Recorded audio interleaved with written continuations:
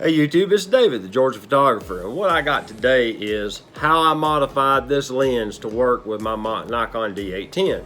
I made a small modification cut right here on the face of the lens, and it's because on these 28mm, well, on this particular 28mm AIS, there's a little flange of aluminum on the aperture ring here, okay? That little flange is sticking up and it's catching a pin on the face of the camera, and it's operating that spring-loaded pin to tell the camera what the aperture is set on, so the camera knows what the aperture is so it can do all that metering and stuff like that it needs. This one doesn't have that metal. It's a little thicker, but it doesn't have the actual little ledge to catch the aperture pin on the camera. So what I've done is I've went in and I've shaved it ever so slightly right here with an end mill. It's just a little cutter. Cuts on the side or on the ends, a little tiny cutting tool. And I cut me a shelf and I tried it and it didn't read exactly right. So I went back and messed with it a little bit until it actually gave me the meter reading I wanted. When I would set my aperture to f4, it showed up as f4, and then when I went to f32, it showed f32. That was how I done it. It wasn't real complicated.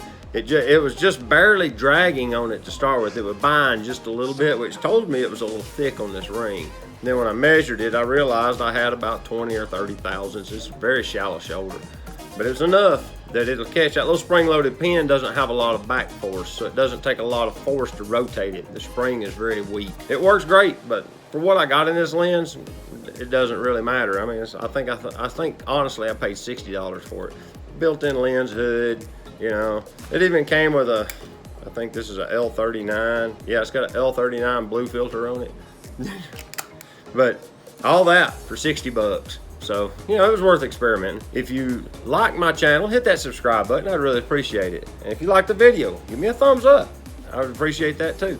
You know, drop a comment and tell me how you modify your lenses, or if you get a third-party modification. But yeah, if you enjoy my videos, subscribe, hit the bell, you know the whole thing about it. But until next time, this is David, the Georgia photographer, and I'll see y'all later.